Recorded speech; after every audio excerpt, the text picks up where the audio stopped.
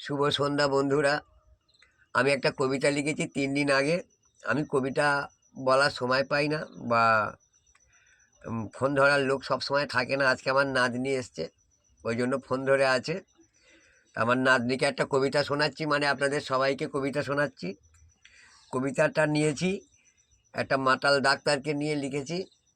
ভালো লাগলে একটা কমেন্ট করে জানাবেন। তো চলুন শুরু করছি। কঙ্কালপাড়ায় বাস করে নামকরা ডাক্তার, কোনো নেশা বাদ নেই, রোগ পীড়ে নেই তার। পাড়ার ছেলেরা সব দাদু বলে ডাকে, নেশাখোর রুগীদের ফি পয়সায় দেখে। ভোরবেলা মুখ ধোয় এক বোতল মদে, 2 বান্ডিল বিড়ি তার 1 পুরিয়া লাগে। কোনো দিন হাঁড়িয়া কোনো দিন তাড়ি, 10 কাপ চা লাগে দিন রাত্রি ধরি। 3টে বউ তার কেউ নেই ঘরে, শ্বশুর বাড়িতে গেলে জামাই আদর করে। টাটা, বাই বাই বন্ধু।